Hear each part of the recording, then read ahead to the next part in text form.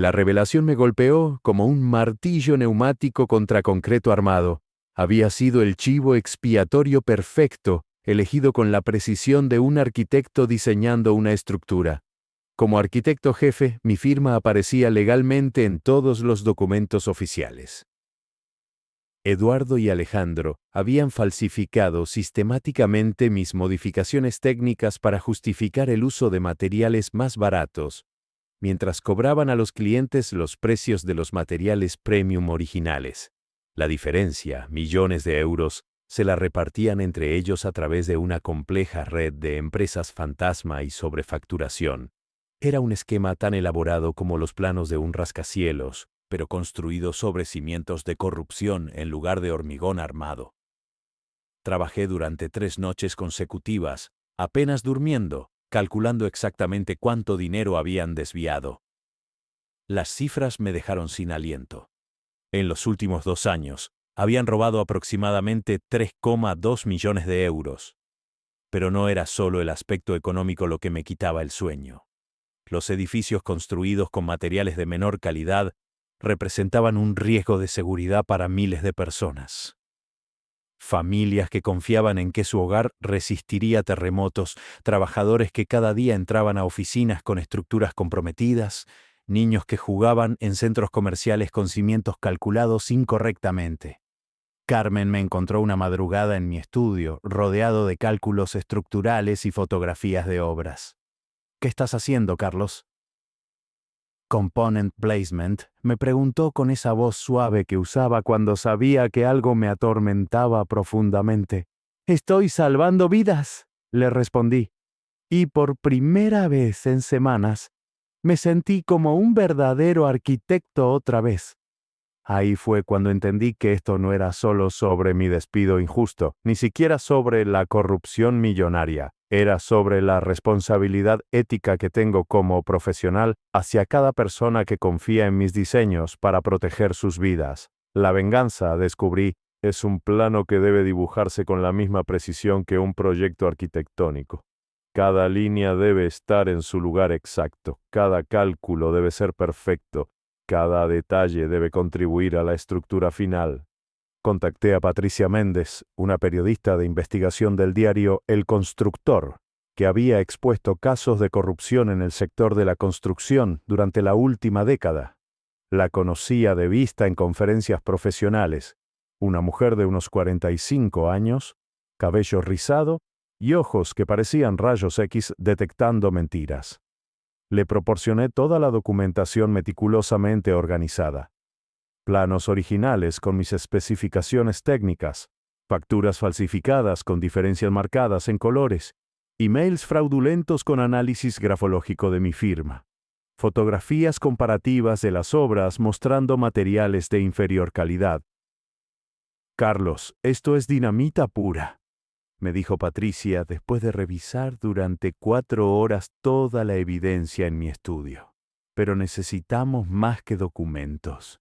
Necesitamos testimonios, necesitamos que alguien oficial confirme los riesgos de seguridad». Fue entonces cuando implementé la parte más astuta de mi plan.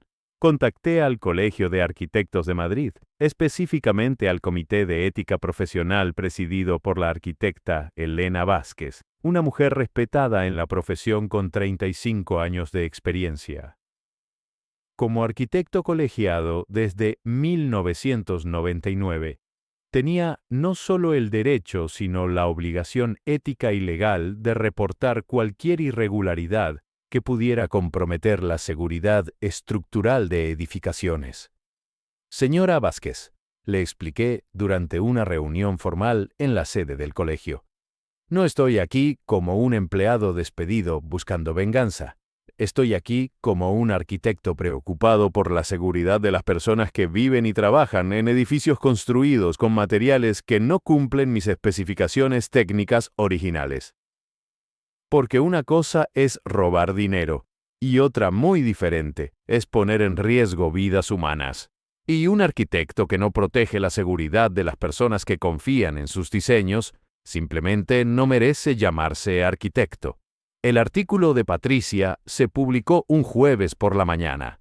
ocupando las primeras 4 páginas de El Constructor. Constructora Valencia, materiales de tercera, precios de primera, la estafa millonaria que pone en riesgo miles de vidas. Incluía fotografías comparativas de materiales, documentos técnicos con mis análisis detallados, testimonios de trabajadores, proveedores y hasta entrevistas con familias que vivían en los edificios comprometidos. Pero lo que realmente hizo temblar los cimientos de la empresa fue la denuncia oficial del Colegio de Arquitectos, emitida simultáneamente. No solo solicitaron una inspección técnica inmediata de todos los edificios construidos en los últimos 2 años, sino que iniciaron un proceso de inhabilitación profesional contra cualquier arquitecto involucrado en las irregularidades. Mi teléfono comenzó a sonar desde las 8:30 de la mañana. Periodistas, colegas arquitectos, incluso antiguos compañeros de Constructora Valencia, expresando su apoyo y su sorpresa. Carmen preparó café para 3 termos completos, sabiendo que sería un día largo. A las 10:30 de la mañana, Eduardo me llamó por primera vez desde mi despido. Su voz sonaba diferente, quebrada, desesperada. Carlos, necesitamos hablar urgentemente. Esto se está saliendo de control. ¿Ahora necesitas hablar conmigo?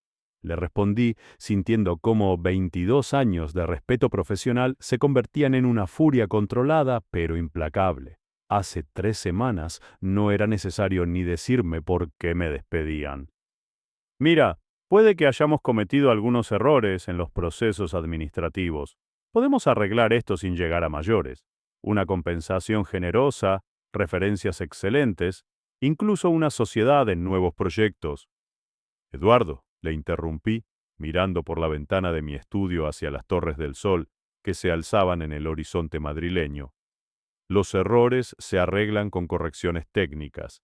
La corrupción se paga con consecuencias legales. ¿Y poner en riesgo vidas humanas? Eso no tiene arreglo, solo justicia. El silencio del otro lado de la línea me confirmó que mi plan había funcionado exactamente como lo había diseñado. En 72 horas, Constructora Valencia se desplomó como un edificio con cimientos defectuosos, exactamente como yo había calculado que ocurriría. La empresa que había construido durante décadas una reputación sólida se derrumbó bajo el peso de su propia corrupción interna. Eduardo fue arrestado el viernes por la mañana en su casa de Las Rosas, acusado de fraude continuado, falsificación de documentos técnicos y puesta en peligro de la seguridad pública. Los informativos de televisión mostraron las imágenes de él siendo escoltado por la policía, con las manos esposadas y la cabeza gacha, muy diferente al ejecutivo arrogante que me había despedido. Alejandro Ruiz intentó huir a Brasil el mismo día que se publicó el artículo, pero fue detenido en el aeropuerto de Barajas cuando trataba de abordar un vuelo. 3 meses después fue extraditado desde São Paulo, donde había logrado esconderse inicialmente, gracias a la cooperación internacional en casos de corrupción. La empresa entró en quiebra técnica cuando los principales clientes cancelaron contratos por valor de 45 millones de euros. Los bancos ejecutaron garantías, los proveedores suspendieron suministros, y los 340 empleados que no tenían nada que ver con la corrupción se quedaron sin trabajo. Esta parte me dolió profundamente, porque conocía a muchos de ellos. Habían sido compañeros honestos durante años. Los 3.2 millones desviados fueron recuperados tras el embargo de las cuentas bancarias de Eduardo y Alejandro, más la venta forzosa de sus propiedades personales. Chalets, coches de lujo, incluso las acciones que habían comprado con dinero robado. Estos fondos fueron destinados íntegramente a reforzar estructuralmente los edificios que habían sido comprometidos bajo la supervisión de un equipo de arquitectos independientes. Pero lo más satisfactorio fue recibir una llamada del Colegio de Arquitectos 3 semanas después del escándalo. Elena Vázquez me citó en su despacho para una conversación que cambiaría completamente mi futuro profesional. Carlos, el Consejo Directivo ha decidido crear un nuevo departamento de supervisión ética en construcción. Un puesto diseñado específicamente para evitar que casos como este vuelvan a ocurrir en nuestra profesión. Y queremos que tú lo dirijas. 6 meses después, inauguré mi propio estudio de arquitectura en un local luminoso del barrio de Malasaña. Delgado y Asociados, Construcción Ética. La placa de bronce en la entrada llevaba grabado no solo mi nombre, sino también un lema que resumía mi nueva filosofía profesional.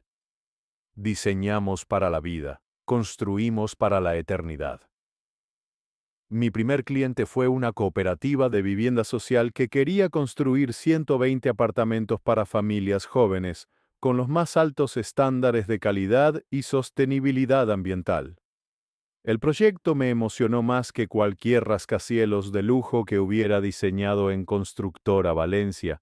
Estas familias no tenían millones para protegerse de edificios defectuosos. Merecían la mejor arquitectura que yo pudiera ofrecerles.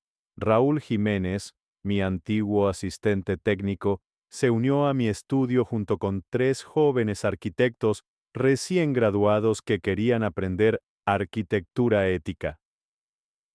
Carmen decoró la oficina con plantas y fotografías de nuestros hijos, creando un ambiente cálido que contrastaba con la frialdad corporativa de mi antigua empresa.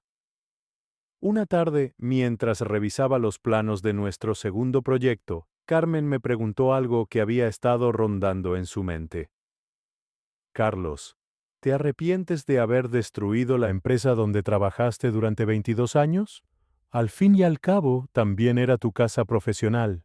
Una vez, mi asistente técnico Raúl Jiménez me comentó que había visto a Alejandro fotografiando mis planos originales cuando yo no estaba. Había notado también algo peculiar en los últimos proyectos. Los presupuestos para materiales habían aumentado un 35% en promedio, pero cuando visitaba las obras, los materiales no parecían justificar esos precios. Hormigón más barato del especificado, acero de menor calidad que no coincidía con mis cálculos estructurales, acabados que brillaban menos y se rayaban más fácil de lo que debían según mis especificaciones técnicas. Pero yo era solo el arquitecto, ¿verdad? ¿Qué sabía yo de las complejas finanzas corporativas que manejaban los directivos con sus MBAs y sus consultores misteriosos? Esa noche, en mi estudio casero, lleno del aroma a café que Carmen había preparado para consolarme, revisé los planos de los últimos 5 proyectos. Tengo la costumbre obsesiva de guardar copias de todo mi trabajo, planos originales, especificaciones técnicas detalladas, modificaciones posteriores, incluso fotografías del progreso de construcción.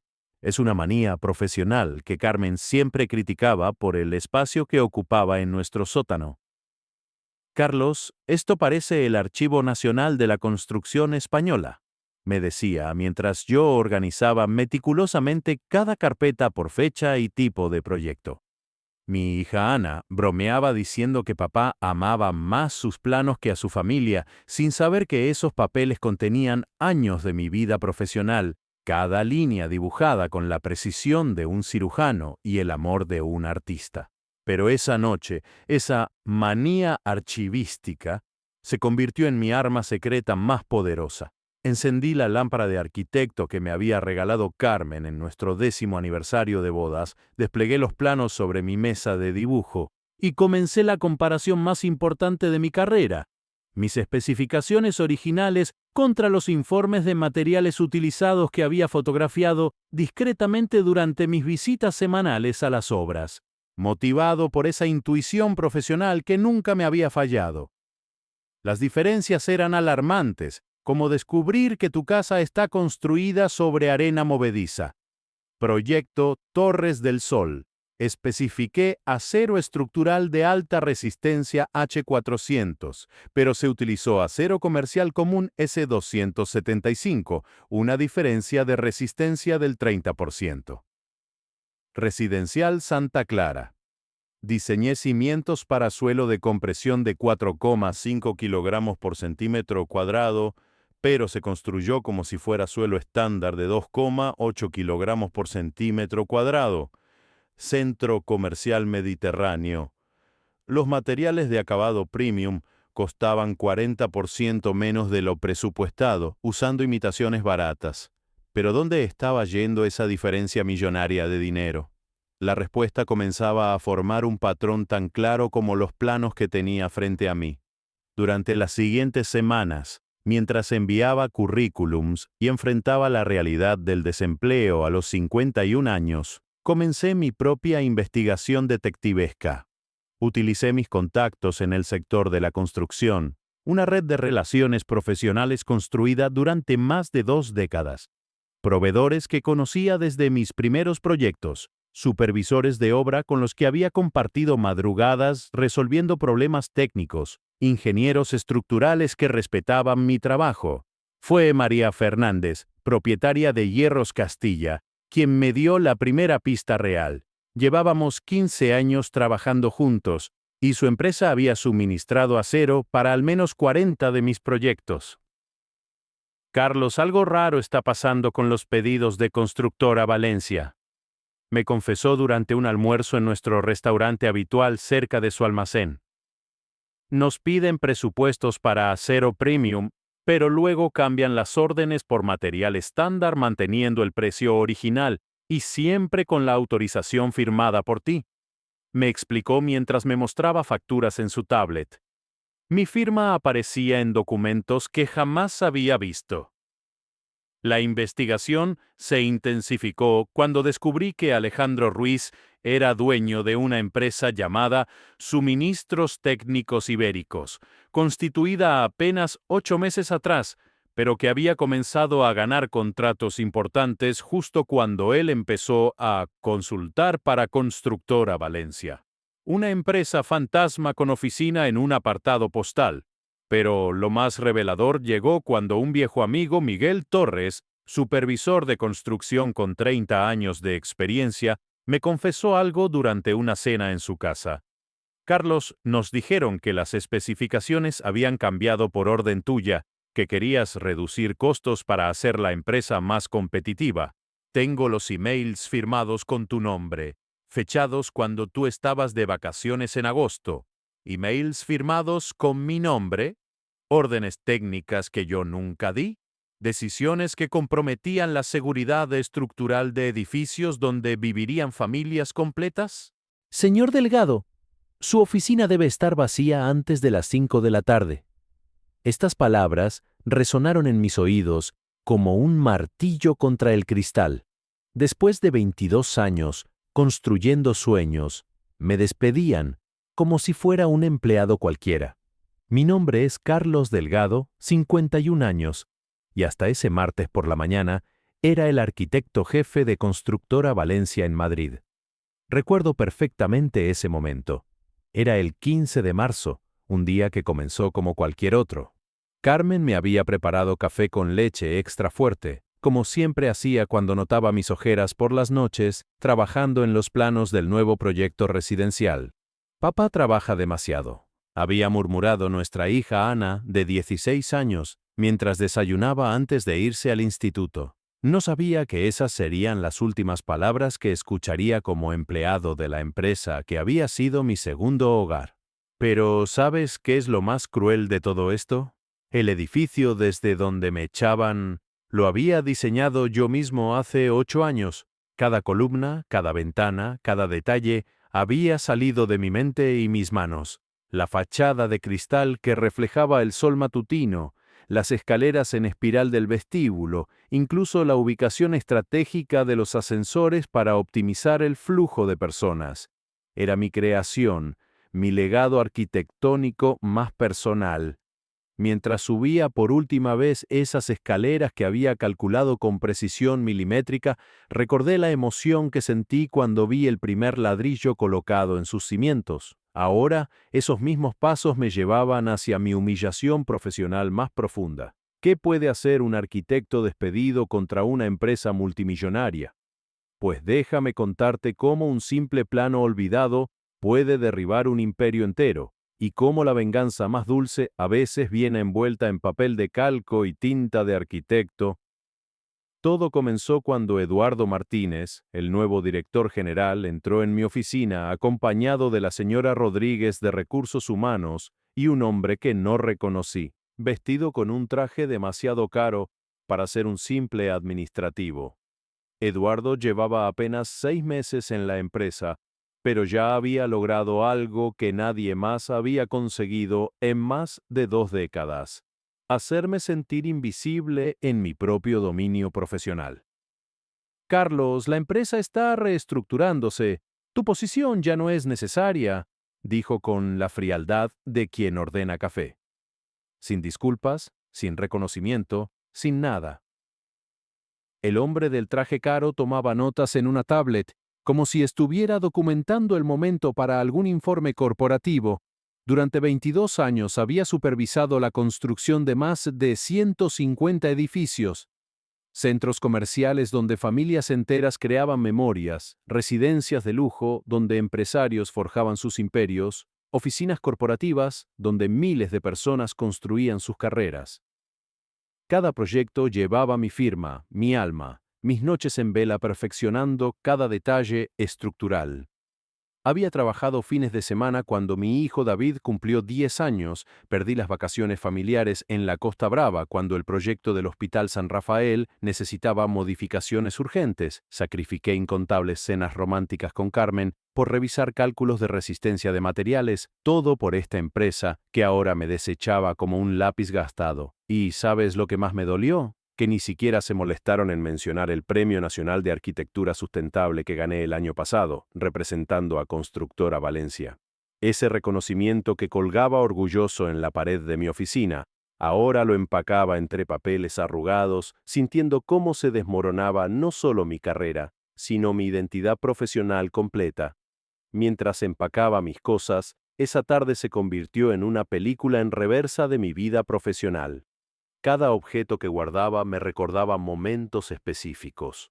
La regla T que usé para diseñar mi primer rascacielos. Las fotografías de obras terminadas donde sonreía junto a trabajadores que se habían convertido en amigos. El diploma universitario que Carmen había enmarcado con tanto orgullo hace 25 años. Fue entonces cuando recordé las extrañas conversaciones que había escuchado en los últimos meses. Eduardo hablaba frecuentemente con un tal Alejandro Ruiz, supuestamente un consultor en optimización de costos. Un hombre de unos 40 años, siempre con gafas de sol incluso en interiores, que aparecía en la oficina con la regularidad de un empleado pero sin puesto oficial.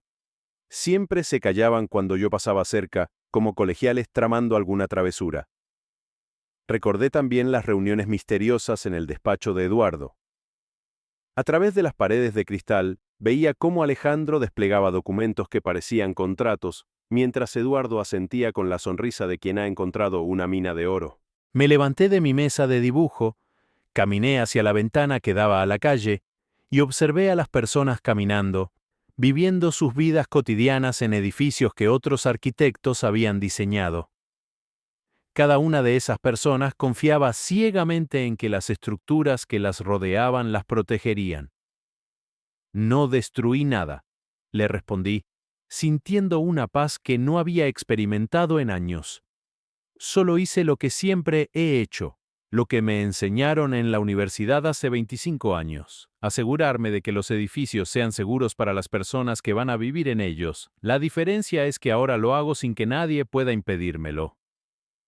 Hoy, cuando paso por las Torres del Sol durante mis paseos matutinos que tuvieron que ser reforzadas estructuralmente después del escándalo, sonrío con satisfacción genuina, no porque haya destruido a quienes me traicionaron, sino porque ahora sé con certeza absoluta que las 180 familias que viven ahí están completamente seguras.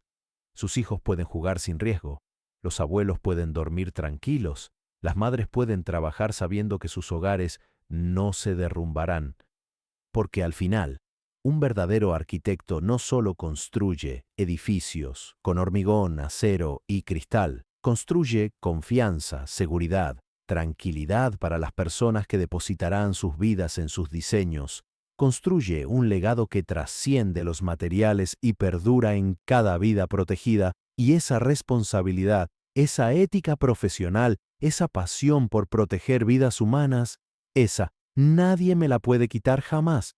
Es más sólida que cualquier cimiento que haya calculado, más resistente que el mejor acero que haya especificado, más duradera que cualquier edificio que haya diseñado.